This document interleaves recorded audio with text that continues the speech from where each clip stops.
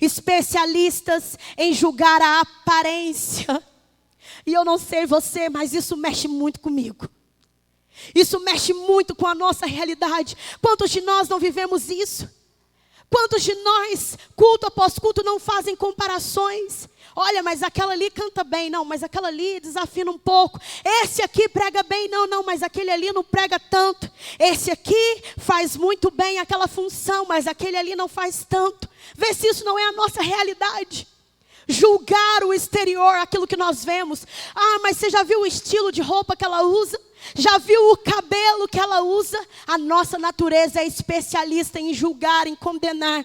E Jesus estava dizendo para eles: não julguem de acordo com aquilo que vocês estão vendo, mas de maneira justa. E sabe qual que é a maneira justa de se julgar? Qual que é a maneira justa de avaliar? É com os frutos, frutos de justiça. Não adianta falar muito bem, pregar muito bem, se não tem amor. É um dos frutos do Espírito. Não adianta falar ou cantar muito bem, se não trata bem um garçom na rua. Se briga no trânsito.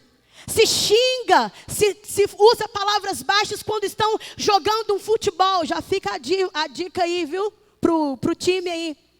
Vigiem. Porque é nesses momentos que nós mostramos quem nós somos.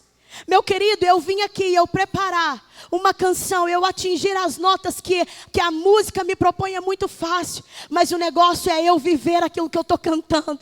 O negócio é quando eu não estou aqui nas plataformas e quando eu saio na rua as pessoas olham para mim, lembram de mim pelo meu cuidado, pelo meu amor.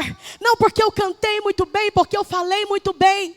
As nossas atitudes falam muito mais, pregam muito mais. E nós precisamos perceber, sabe por que aqueles fariseus estavam falando com Jesus acerca da palavra. Eles estavam usando a lei para questionar Jesus, para provocar Jesus. Só tem um porém. Eles tinham todos os critérios da lei. Eles sabiam, eles examinavam toda a lei. E essa mesma lei impediram eles de enxergar que o Filho de Deus estava entre eles. Sabe o que impede muitas vezes nós de vivermos algo extraordinário com o Senhor? A nossa preocupação em julgar, a nossa preocupação em qualificar, em classificar. Meu querido, hoje eu vim falando sobre isso com o Alan, eu conversei com alguém mais cedo acerca disso. Eu passei por uma situação ontem, foi com o Alan mesmo. E eu falei para ele: Preto, Deus me colocou à frente. Deus me confrontou na sua palavra acerca da minha atitude. E eu estive cara a cara com a pessoa e eu não tinha outra opção. Quando eu vi, eu já estava falando: tudo bom? Você está bem? Sem um tom de provocação, sem um tom de maldade, porque realmente era aquilo que estava no meu coração. Eu vou pregar muito mais, eu vou convencer muito mais de que eu tenho a Cristo conforme eu convivo, sobre a minha conduta, sobre a forma que eu ajo. E essas coisas dói. Ir contra a vontade nossa dói. Ser confrontados pela palavra dói. Ir contra a nossa razão dói. Mas essas coisas é que me permite dar o próximo passo para o extraordinário de Deus. Eu tenho falado para o Senhor: estou cansada de ir à igreja culto após culto e não ver o Senhor curar, não ver o Senhor libertar, não ver o Senhor salvar vidas. Isso não é sobre ele, isso é sobre nós. Ele falou assim: então começa a mudar a sua conduta, começa a viver a palavra, começa a ser como eu sou. Hoje pela manhã, em uma outra situação, eu vi uma frase e eu queria muito postar. Eita, sabe aquele negócio que você fala assim: velho do céu, como que eu não pensei nisso? E depois eu mesmo falei para mim: para quê? Que fruto que isso vai produzir? Você vai se sentir melhor se fizer isso? Gaste seu tempo levando a palavra. Vai postar alguma coisa? Poste que Jesus salva. Poste que Jesus liberta. Poste que existe um lugar que há uma pessoa. Você precisa ser a pessoa. O endereço é você. Você precisa ser um endereço de salvação. Jesus tem pressa nisso. E os critérios, as coisas humanas nos impedem de perceber que Jesus está aqui e agora. os critérios, a dureza da nossa alma, as nossas convicções, os nossos títulos nos impedem de perceber: Jesus está aqui, Ele está curando, Ele está libertando. E sabe por quê? Aqueles homens que aguardavam o Cristo, que esperavam o Messias, não conseguiam identificar Ele, porque eles não tinham discernimento. E Jesus estava mostrando isso para eles. Quando Jesus dá o exemplo da cura daquele homem do tanque de Betesda, Jesus está dizendo para eles: existem um falso e um verdadeiro ensino. O verdadeiro ensino, ele aponta para Deus, ele ensina de Deus. O falso ensino fala dos homens, sobre os seus gostos, sobre as suas vontades. É preocupante quando alguém vem trazer a palavra de Deus e nós nos preocupamos se a pessoa usa brinco, se a pessoa está de boné, se a pessoa tem barba, se a pessoa tem o cabelo grande ou curto. Isso é preocupante. Nós deveríamos nos preocupar como é que está a casa dele, como é que estão os seus filhos, como vai o seu casamento. Isso sim é critério de Deus. Ele estava dizendo: vocês estão olhando por lado de fora apenas. O verdadeiro ensino, ele faz a vontade de Deus. O falso faz a vontade dos homens. O verdadeiro ensino busca a glória de Deus. O falso busca a glória dos homens. O verdadeiro ensino, ele produz frutos de justiça. O falso julga apenas a aparência. Quem aqui já viu aquele ditado: quer conhecer uma árvore, olha para os frutos? Querido, Deus está muito mais preocupado com o resultado, com aquilo que nós estamos produzindo, com aquilo que nós estamos dando ao reino de Deus, do que com aquilo que nós estamos fazendo. Cantar, dançar, pregar, servir, essas coisas não têm valentia se você não produz fruto. Se alguém não foi tocado por você, é apenas voz, é apenas serviço, é apenas ocupação. Nós precisamos produzir fruto. Quando foi a última vez que você gastou um pouco do seu tempo cuidando de alguém, fazendo algo para Deus, preparando ali o frutinho, que coloca a semente, rega um cadinho, dali um tempo você volta, dá uma podinha, põe um adubo, não é assim? Mas daqui um tempo vai dar fruto, vai prosperar. Não adianta nós termos destreza nas coisas se não houver o fruto do Espírito em nós. E é isso que Jesus estava falando para aquele povo. E sabe, talvez diante desses exemplos você está dizendo: glória a Deus, então eu estou no jeito, porque eu ensino de Deus, eu faço a vontade de Deus, tudo que eu faço é para a glória de Deus, eu dou frutos, os meus frutos são frutos de justiça, meus frutos são amor, é bondade, é paz. Então eu estou pronto. Estar pronto também não te dá direito de julgar, mesmo assim. Porque era exatamente aquilo que aqueles fariseus estavam fazendo. Estavam preparados com toda a palavra e letra, mas estavam julgando. Não estavam com discernimento de perceber que aquele era o Filho de Deus. Vamos seguir o versículo 25. Alguns do povo que moravam em Jerusalém começaram a perguntar uns aos outros: não é esse homem a quem procuram matar? Aqui está ele, porém, falando em público. Aqui está ele, porém, falando em público, e não lhe dizem coisa alguma. Será que nossos líderes acreditam que ele é o Cristo? Aqui eles estavam provocando a Cristo, estavam dizendo: o povo está aí no murmúrio, falando que ele não é bom e tudo, mas quando ele fala, ninguém se manifesta. Então, será que realmente ele é o Cristo? Será que os líderes já aceitaram isso? Estavam provocando Jesus, estavam olhando a casca. Mas como pode ser esse homem, se nós sabemos de onde ele vem? Quando Cristo vier, ninguém saberá de onde ele é. Aqui eles estão falando de algo descrito em Malaquias, que ele profetiza que ninguém saberia de onde viria o Messias. Mas eles fazem uma interpretação equivocada. Enquanto eles ensinavam no templo, Jesus disse em alta voz: sim, vocês me conhecem e sabem de onde eu venho, Mas eu não estou aqui por minha própria conta. Aquele que me enviou é verdadeiro e vocês não o conhecem. Mas eu o conheço, porque eu venho dele e ele é quem me enviou. Então tentaram prendê-lo, mas ninguém pôs a mão sobre ele, porque ainda não havia chegado o seu tempo. Jesus, quando ele disse isso, aqui está dizendo que Jesus então ergueu a sua voz e disse: sim, vocês sabem de onde eu venho. Jesus estava falando para eles: vocês estão certos. Vocês sabem de onde eu venho. Vocês sabem muitas coisas, mas tem uma diferença: vocês não conhecem aquele que me enviou como eu conheço. Vocês sabem das leis, mas vocês não sabem de Deus. E eu estou aqui, é por isso que eu estou aqui, porque é Ele quem me enviou. Eu venho dEle, não tem como eu fingir ser outra coisa, porque o que Ele é está em mim, está na minha criação. E observe aqui o versículo 30. Diz: então tentaram prendê-lo, mas ninguém pôs as mãos sobre ele. Eu quero abrir um parêntese aqui, porque há uma beleza, existe uma beleza em estar no centro da vontade de Deus. E sabe qual é? Não ser tocado por ninguém sem que Ele permita.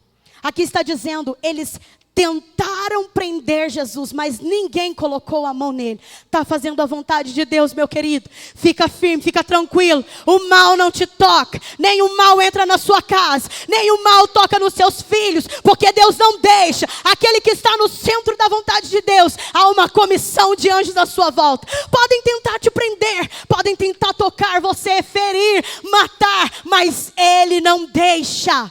Aleluia! Essa é a beleza. Sabe, é maravilhoso, meu irmão. Eu não sei porque você não deu glória. Porque é maravilhoso saber que se eu estou fazendo a vontade de Deus, pode vir o que for. Pode vir pandemia, pode vir gasolina cara, pode vir diminuição do salário, pode vir o que for. Nenhum mal vai me tocar, nada. Meu Deus não me deixará passar falta de nada. Podem levantar contra mim, podem caluniar, podem falar o que quiserem. Eu sei a quem eu estou servindo. Podem tocar, podem falar para o lado de fora, eu não ligo. Mas o Espírito Santo estando comigo, ninguém toca. No interior, no Espírito de Jesus, ninguém pode tocar. O versículo diz isso. E muitos entre as multidões do templo começaram a crer nele. Criam nele e diziam: afinal, alguém espera que o Cristo faça mais sinal do que esse homem fez? Começaram a falar entre eles: Jesus multiplicou o pão, Ele curou aquele homem, 38 anos em frente ao tanque. Pelo amor de Deus, se esse homem não for o Cristo, eu não sei mais quem é. Eles começaram a questionar: será que realmente esse não é o Filho de Deus? E quando os fariseus ouviram que as multidões sussurravam essas coisas, ele e os principais sacerdotes enviaram guardas no templo para prendê-lo. Diga, enviaram guardas. Presta atenção nisso, enviaram guardas. Diga. Jesus, porém, lhes disse: eu estarei com vocês só um pouco mais de tempo. Então voltarei para aquele que me enviou. Vocês procurarão por mim, mas não me encontrarão. E não poderão ir para onde eu vou. Os judeus se perguntavam: para onde ele pretende ir? Será que planeja partir e ir aos judeus em outras terras, em diáspora? Algumas Bíblias vai dizer isso, que significa outros países. Talvez até ensine aos gregos. O que ele quer dizer quando fala: vocês procuram a mim, mas não me encontram e não podem ir para onde eu vou? Versículo 37. No último dia, o mais importante da festa, Jesus se levantou em alta voz e disse: quem tem sede, venha a mim e beba. Pois as Escrituras declaram: rios de água viva brotarão do seu interior, do interior de quem crê em mim. Quando ele falou de água viva, ele estava se referindo ao Espírito que seria derramado mais tarde, que seria dado mais tarde aos que nele crescem. Pensa nesse cenário. já estavam diante de Jesus. O povo, os líderes religiosos. Agora eles mandaram chamar os guardas. E Jesus, vendo que estava ali todo o público possível, vendo que estava ali todo tipo de povo, ele falou: é agora a hora de eu anunciar. Aquele que tem sede, aquele que quiser beber, vem a mim e beba. Sabe por quê?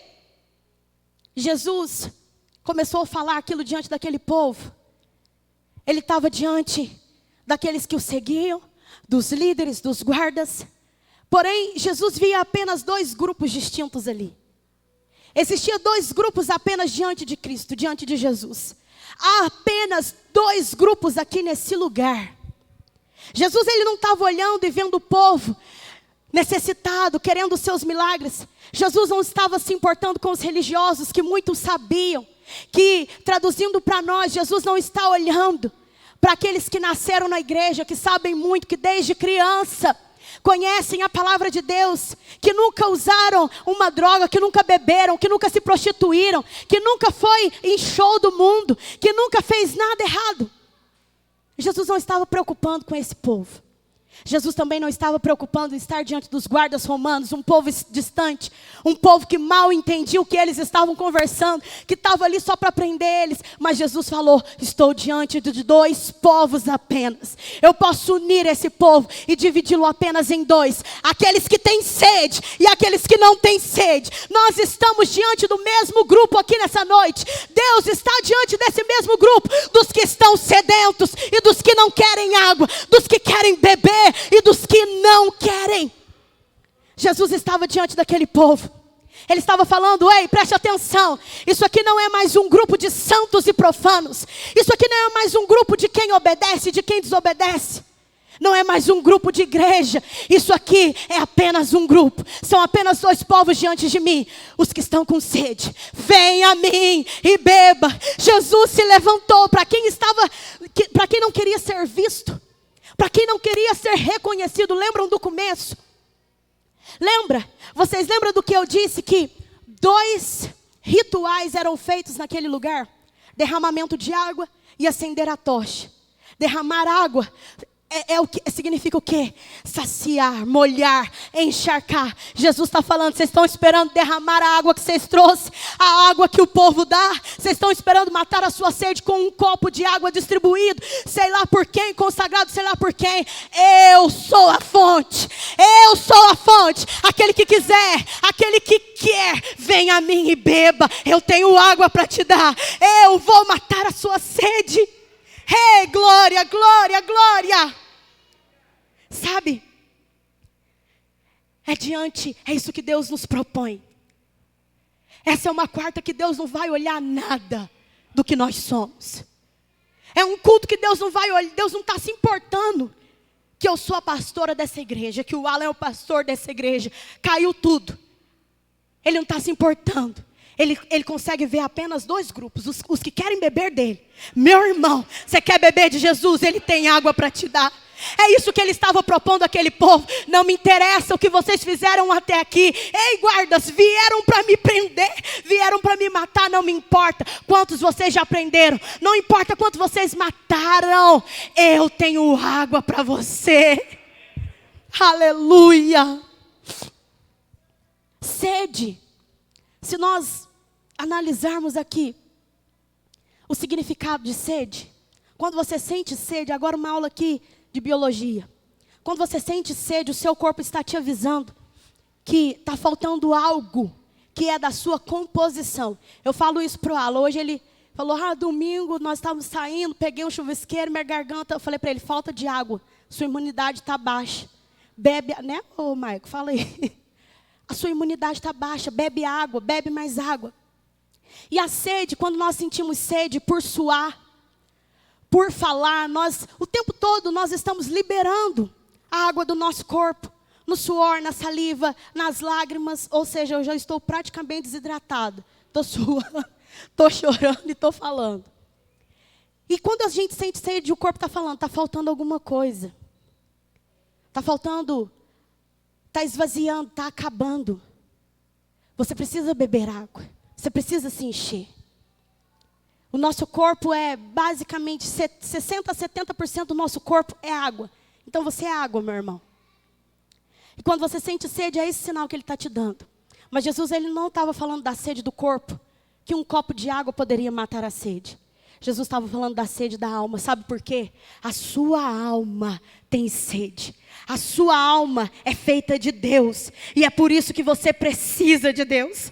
É por isso que mesmo num dia cansado de trabalho, por isso que se esforçando, abrindo mão de alguma coisa, você vem para o culto arrastando, ferido, não importa. Você vem, sabe por quê? A sua alma está dizendo: estou com sede da minha matéria-prima. Eu preciso de um pouco daquilo que eu fui feito. Meu irmão, você precisa de Deus, tal como o seu corpo precisa de água. Nós somos feitos dele. A palavra diz: façamos o homem à nossa imagem, conforme a nossa semelhança. Esse sentimento de frustração, de vazio, de medo, não é dinheiro. Não é comida, não é lanche, não é namorado, não é namorada, não é casa nova, não é carro novo, não é roupa nova, é falta de Deus. É a sua alma gritando: ei, meu filho, eu preciso de um pouco de onde eu saí, eu preciso de Deus. Nossa essência é Deus. A nossa alma, ela clama por aquilo que não é externo. Eu estou me sentindo mal. Toda mulher aqui, a maioria delas, estou me sentindo mal. Acho que eu vou ir lá no centro comprar uma coisinha, né, Damas? A gente sempre fala: qualquer R$10, eu vou num real, volto satisfeita pelo exercício de comprar. Não estou muito bem, preciso comer um chocolate. Não sei, eu preciso trocar de marido. Eu não estou bem, assim, meu marido me trata mal. Eu preciso trocar de marido. E aí, a sua alma, ele está se sentindo, né? Isso daí foi uma direta mesmo. E aí, a minha alma começa a dizer: não é comprar que você precisa. Não é comer outro chocolate que você precisa. Não é trocar de marido que você precisa. Você precisa de um tempo comigo no a sós, no secreto. Você precisa de um pouco de mim. Você precisa de uma direção, de um norte, que essas coisas não podem te dar. Sabe por quê? Comprar é um gole de água. Trocar de marido, um gole de água. Sair da igreja, um gole de água. Todas essas coisas do mundo, todas essas coisas mundanas, é para nós como um copo de água. Vai matar a sede temporariamente. Mês que vem, você já vai estar precisando de alguma coisa. Não é suficiente. Mês que vem, aquele sapato não era tão bonito assim, como foi na hora que você experimentou na loja. Mês que vem, não é bem isso que eu queria, não. Era outra cor, não era esse o meu gosto. Você vai estar sempre precisando de alguma coisa. Mas a água de Deus, a água do Espírito Santo, ela mata a nossa sede por completo. Ela enche, segura, ela enche, ela sacia, ela me faz plena e ela me faz transbordar. Ela me faz matar a sede de outro. Ela me faz dar água a outros sedentos. A palavra diz, Jesus se levantou, para quem não queria ser pego. Jesus se levantou no meio daquele povo, não se importando porque ele não vivia a sua vontade mesmo. Deus falou para ele: agora, Jesus, ele levanta no meio daquele povo: quem tem sede, vem a mim e beba. Sabe o que ele estava dizendo? Multidão, você está sedenta. Religioso, você está sedento. Guardas, vocês estão sedentos, venham a mim e beba. Não se importando se seria capturado, não se importando se aquele seria o momento da sua morte, mas cumprindo em tudo a vontade do Pai. E sabe o que ele fala? Eu não vou te dar água, não vou te dar um copo de água, é uma fonte. Esse que é o segredo de Deus. E eu acho que aqui está o segredo do Evangelho. Se eu pudesse definir o Evangelho em 3 coisas, eu diria que o Evangelho, primeira coisa, ele é reconhecer. Jesus estava dizendo àquele povo, não importa o quão pecador e perdido você está, eu tenho água. Eu quero matar a sua sede. Ele estava dizendo isso para o povo, ele estava dizendo isso para o religioso. Não importa quanto tempo você tem de caminhada. Não importa o quanto você já leu a Bíblia, o quanto você sabe. Também tenho água para você, você também precisa de água. Não importa, guardas, quantos vocês já mataram, eu tenho água. Não importa quantas vidas já se perderam nas suas mãos, eu tenho água.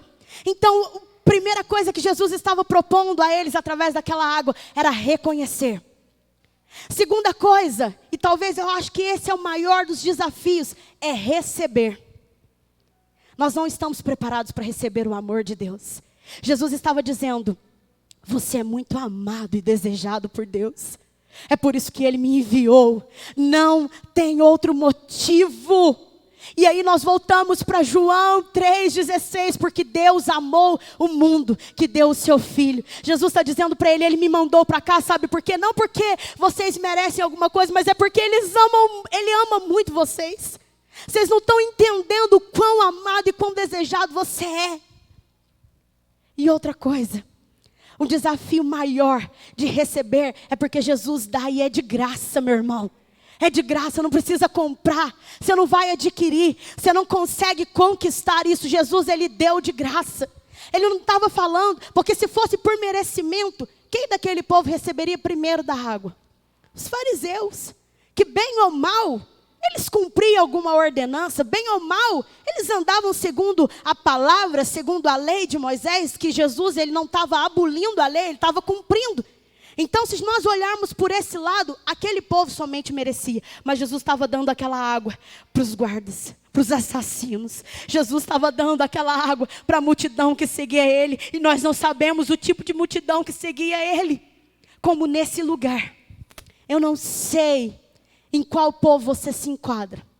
Eu não sei como você chegou aqui nessa noite, minha irmã.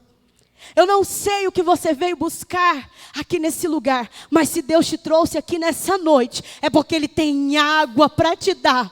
É porque o Senhor está te dizendo, tudo que você experimentou até o dia de hoje, minha irmã, foi copo de água. Sabe, os pactos, as correntes, os terços, as palavras, as procissões, tudo que você fez até o dia de hoje foi copo de água. Mas o Senhor está te propondo uma fonte. E Ele está te dizendo, se você beber dessa água, você não vai subir essa escada mais sentindo mal como você chegou aqui. Ele está te dizendo, eu sou o bastante para você. Eu te sou suficiente. Não olhe a circunstância. Ele tem água para a sua vida. E é por isso que Ele te trouxe aqui hoje. É por isso que o Senhor te trouxe aqui. É por isso que o Senhor te trouxe aqui. Sirlene, Estefânia, Solange. Porque Ele não quer mais um copo de água apenas. Ele quer que vocês bebam da fonte. Bebam da fonte. Se saciem da fonte da água da vida. Aleluia. Da mesma forma todos nós. Eu posso falar de mim. Eu sei como é que eu cheguei aqui. Como é que eu tenho vindo todos esses dias para cá. Eu sei, mas o Senhor me propôs, e hoje, lá na minha cozinha, quando eu estava preparando essa palavra, o Senhor me propôs dessa fonte, e Ele falou, vamos, se prepare para viver o extraordinário, vai começar e é agora. Escute esse testemunho. Estou lá picando o bacon e a calabresa para fazer o almoço, e pensando e meditando nessa palavra, de repente o Espírito Santo falou para mim, presta atenção, mande essa mensagem para a Estefânia. Fala para ela que é hoje que eu vou matar a sede dela. Fala para ela que não importa. Ela vai ter que enfrentar algumas situações, alguns sentimentos. Mas o meu dia com ela é hoje. Ela está preparando um dia para vir para a igreja. Eu não sei qual dia que a Estefânia estava preparando. Ela tem no coração dela um dia marcado para ela voltar. Para ela sentir força de subir essas escadas. Mas fala para ela que o meu dia com ela é hoje. Eu falei assim, não vou falar não. E agora, como é que eu falo isso, Deus? Peguei meu celular tremendo, envolvida na unção, comecei a falar tudo aquilo que Deus estava falando. Enviar. Quando eu vi, eu tinha falado tudo e a Estefânia estava sem internet. O que eu pensei? É da carne. Isso aí é coisa de família. É porque ela é minha cunhada. É coisa de família. Não, vou lá e vou apagar tudo. Mandei mensagem para o Mateus. que não me deixa mentir. Perguntei para ele, Mateus, a Stefane está sem internet no trabalho? Ele falou, ela está. Eu, beleza. Não falei nada com ele sobre aquilo que Deus tinha me mandado falar com ela. Falei, Deus, é de mim, porque ela está sem internet. Se fosse do Senhor, na hora que eu mandasse, ela receberia. Deus falou, ela está sem internet, mas você não está sem. Inclusive, você tem 24,50 na sua conta. Põe crédito para ela, porque ela vai receber essa mensagem, porque sou eu que estou falando. Coloquei o crédito, mandei para ela. Questão de 3 minutos, menos de 3 minutos. A Stefane leu a mensagem, ela mandou um áudio para mim. Jéssica, estou tremendo, porque hoje quando eu cheguei no meu serviço, abri a janela e com um copo de água na mão, comecei a tomar aquela água e falar, Deus, como o Senhor é bom, como o céu está bonito. Mal sabia ela que não era, que Deus tinha muito mais que aquele copo de água. É impressionante como Deus falou nos detalhes. Ela falou, eu peguei um copo de água porque eu tinha subido o morro, eu estava cansada. Tá, tudo bem, você vai falar, que coincidência. Você que não está entendendo o que Deus fez aqui hoje, você vai falar, que coincidência. Isso daí não é nada, mas eu vi como um recado de Deus, porque é impressionante que Deus iniciou a mensagem para ela, fala para ela que é hoje que eu vou matar a sede dela, e eu nem sei, eu não tenho nada mais que isso, do que está sendo exposto aqui para falar para ela, mas é ela e Deus lá, ela é que sabe. Eu falei para ela, Deus, então eu vou falar. E quando ela falou que teve esse momento com Deus tomando esse copo de água, Deus falou para mim, está preparada? Você está tremendo até agora porque eu te dei uma revelação. Como que você vai estar preparada para ver os coxos andarem, os cegos verem? Vamos, minha filha, bebe logo dessa água que eu tenho muito mais. Eu tenho muito mais. Eu comecei a glorificar o Senhor. Não por mim, ou não nem por ela, mas porque o Senhor é poderoso. Nos detalhes, o Senhor vê o meu e o seu dia. Está entendendo isso? Deus sabe tudo que você está vivendo, Ele sabe o tamanho da sua sede, e Ele está te dizendo, tenho água para isso também, tenho água o bastante para você. E esse é o desafio, receber. Muitas vezes nós não estamos preparados para receber o amor de Deus, porque é um amor insistente. O amor de Deus é um amor insistente, Ele não desiste, como qualquer outro amor, que se você decepcionar, se você falhar, se você não tiver, se você deixar de dar, ou se você deixar de fazer, não vale mais. O amor dele é insistente. Falhou, estou te amando. Levantou, estou te amando. Falhou, estou te amando. Porque o negócio dele é aquilo que é de Deus, é o plano de Deus.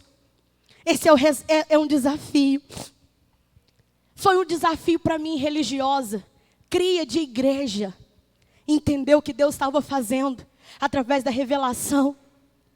É um desafio para nós crer que Deus está fazendo, que Deus está libertando, que Deus está salvando aqui agora nesse culto. Mas receba, Ele está falando, é de graça, receba.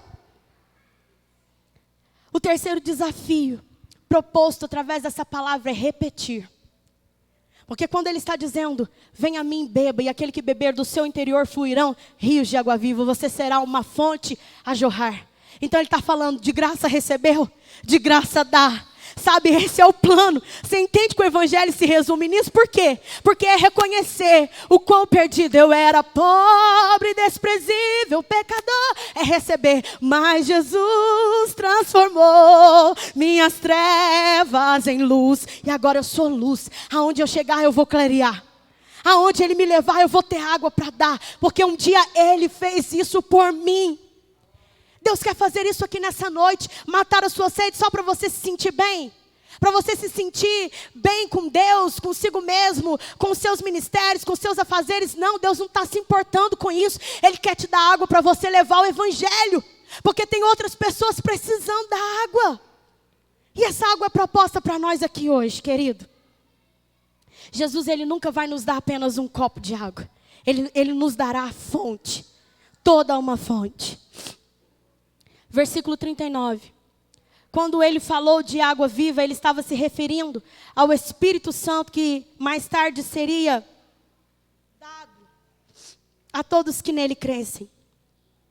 Naquela ocasião, o Espírito Santo, o Espírito ainda não tinha sido dado, pois Jesus ainda não havia sido glorificado. Quando as multidões ouviram dizer isso, alguns declararam: certamente este homem é o profeta que esperávamos. Outros afirmaram: ele é o Cristo. E ainda outros disseram: não é possível. O Cristo virá da Galileia. As Escrituras afirmam claramente que o Cristo nascerá da linhagem real de Davi em Belém, o povoado onde Davi nasceu. Assim a multidão estava dividida a respeito de Jesus. Alguns queriam que ele fosse preso, mas ninguém pôs as mãos nele. Mais uma vez, o livramento e o propósito de Deus. Agora presta atenção nisso aqui. Quando os guardas do templo voltaram, sem ter prendido Jesus, os principais sacerdotes e fariseus perguntaram: por que vocês não trouxeram ele? E eles disseram: jamais alguém falou como ele. Você entende o que Jesus fez aqui? Aqueles guardas foram convencidos pelo poder de Deus, e eles não conseguiram cumprir a ordem de ir lá e prender Jesus, porque eles disseram: tem algo diferente nesse homem, ninguém jamais falou como ele. Você sabe o que é isso? Para um súdito, eles corriam o risco de morrer, eles desobedeceram, a ordem era ir trazer Jesus, e eles chegaram lá sem ele. E quando aqueles líderes fariseus olharam nos olhos daqueles guardas, eles viram: tem algo diferente. Há algo diferente nesse homem. Para eles chegarem aqui com as suas mãos vazias, sem ter obedecido, há algo diferente. Eles só não queriam aceitar, reconhecer, estavam agarrados demais nos seus ensinamentos, nas suas sabedorias, mas aqueles guardas testificaram algo diferente. Através de Jesus, voltaram com as mãos vazias. Jamais ninguém falou como ele. Meu querido, jamais. Ninguém fará por você o que Jesus pode fazer. Ninguém jamais falará ou tocará o seu coração como ele pode tocar. Nem todo esse esboço de palavra aqui. Nada pode tocar Jesus, tocar em você, da forma que Jesus pode. Ninguém jamais vai falar como ele. Ninguém toca como ele. E aqui está dizendo que alguns creram em Jesus. E os guardas chegaram lá com as mãos vazias. Sabe o que eu entendo aqui? Que os guardas nesse momento tiveram mais discernimento. Eles foram muito mais sensíveis à presença do Filho de Deus do que aqueles que aguardavam o Messias. E é isso que acontece muitas vezes no nosso meio. Jesus está aqui. Jesus está fazendo. Jesus está trabalhando, Ele está operando. E por nós estarmos agarrados nas coisas terrenas, nós não estamos discernindo. Aí vem uma pessoa que nunca entrou na igreja. Chega uma pessoa aqui que nunca entrou na igreja, não sabe nem o que é ser cristão. E ele recebe de Deus. E ele sai chorando, ele se prostra, ele se derrama. Porque o seu coração está ali, ó, disposto, sensível. Ele está querendo algo. Meu irmão, tome cuidado para não subir essas escadas cheio de si mesmo e Jesus passar despercebido e você voltar para casa da forma que você chegou. Já se perguntou que tem algo errado nisso? E aí talvez você vai falar: ah, mas é o pastor. Ah, mas é a pastora. Ah, mas é o fulano, é o beltrano. Não, querido. Quando Jesus fala conosco, como Ele está fazendo nessa palavra, quando Jesus está ensinando, Ele estava ensinando para aquele povo, não para colocar à prova os fariseus. Não era isso que Jesus estava fazendo. Jesus estava dando a oportunidade de cada um ali, de forma individual, olhar para si mesmo. O Evangelho, a palavra, Jesus, é algo pessoal. Ele está te dando a oportunidade de você olhar para você mesmo nessa noite. Reconhecer o que você precisa, qual é a necessidade, o que sua alma precisa. Só Ele tem, meu irmão. Só Ele quem pode te dar. E os líderes disseram: vocês também foram enganados? Zombaram os fariseus. Por acaso um de nós, que seja entre os líderes ou os fariseus, crê nele? As multidões ignorantes o seguem, mas elas não têm conhecimento da lei, são malditos. Aqui o que eles estão falando?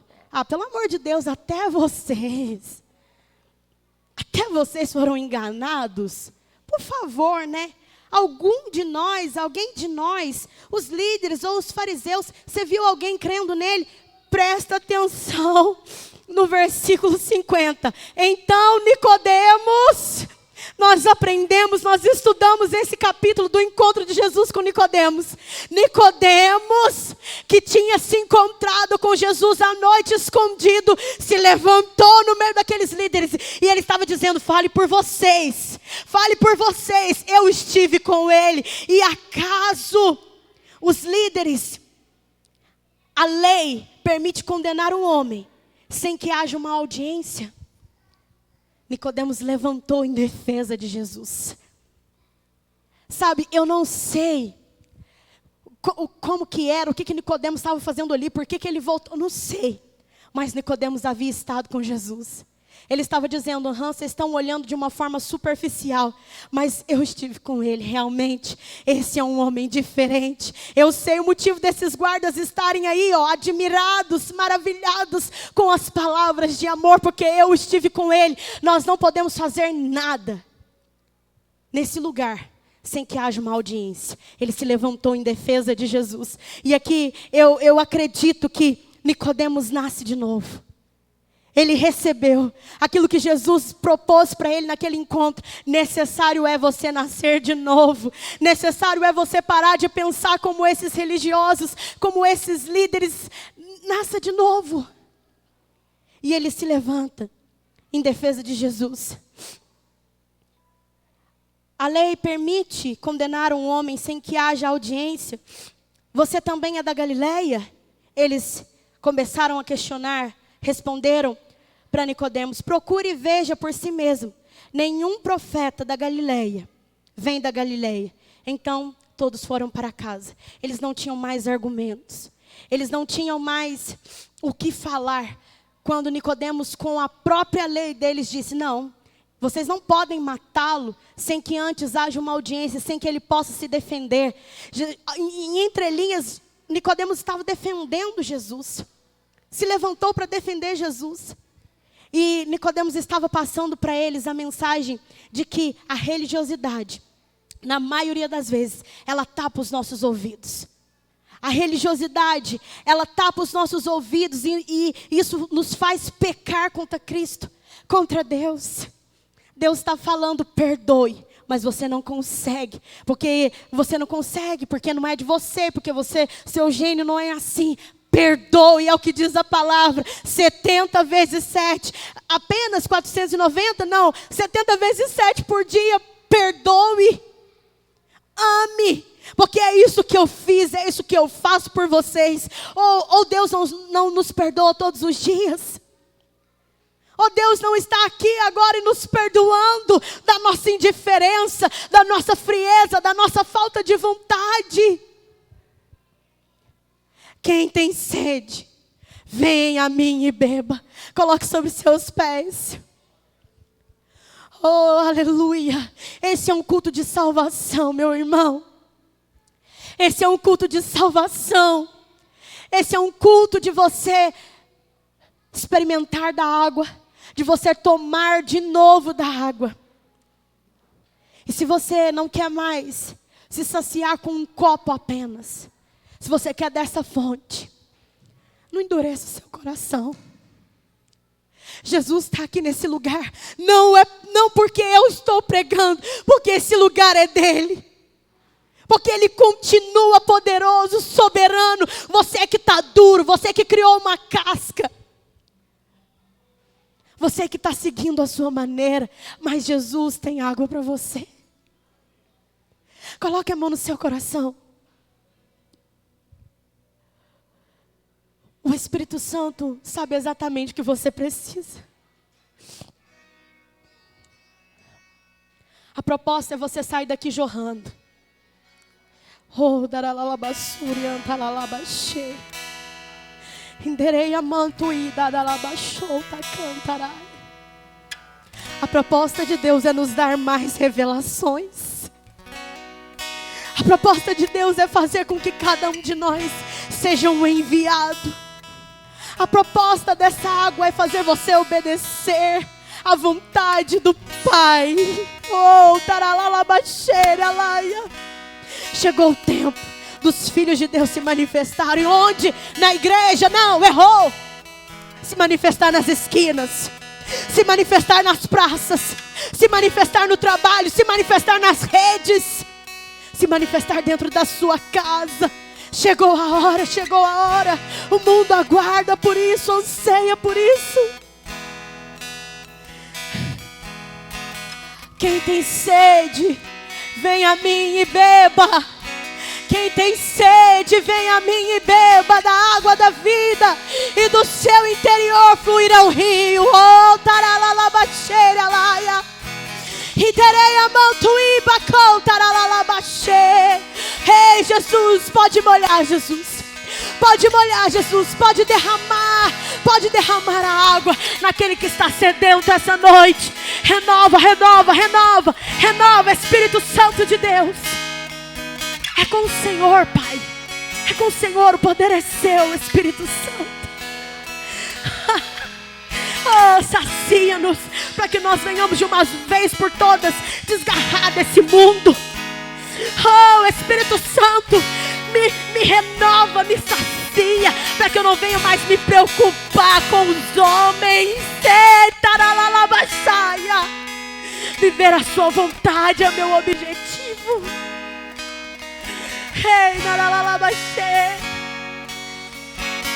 eu não vou mais me saciar com as coisas desse mundo. Se o Senhor tem água, não vou mais. Quero chamar o ministério de louvor para nós encerrarmos. Você pode ter procurado em todos os lugares, em todas as pessoas, mas é só Ele que tem. É só Ele que tem o que você precisa. É só Ele que tem o que você precisa nessa noite. Aleluia.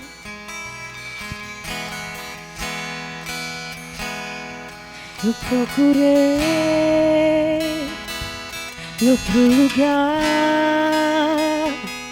em outras pessoas, em tantas coisas. Eu procurei em outro lugar, em outras pessoas, em tantas coisas, mas descobri teu rio em mim e transbordei do seu amor. Sinto fluir teu rio de vida aqui. Oh, oh, oh. Sinto fluir teu rio de vida aqui. Oh, oh, oh. Eu procurei em outro lugar, em outras pessoas, em tantas coisas, mas descobri teu rio em mim e transbordei do seu amor. Sinto fluir, sim, nesse lugar, teu rio de vida aqui. Oh, oh, oh. Sinto fluir neste lugar, teu rio de vida aqui. Sinto fluir neste lugar, teu rio de vida aqui. Oh, oh, oh. Sinto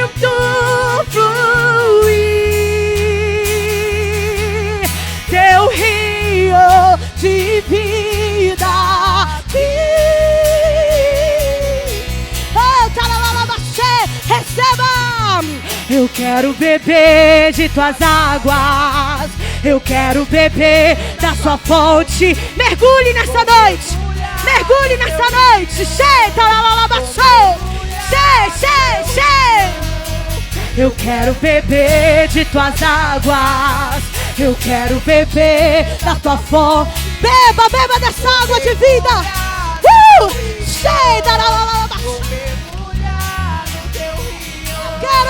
Eu quero beber de tuas águas. Eu quero beber. A fonte está aqui, meu irmão. Beba, beba, beba. Beba, beba. Cheio, daralala, show. Hey, hey. Sim, sim, sim. Sim, eu quero beber Da tua fonte, vou mergulhar no teu rio. Vou mergulhar no teu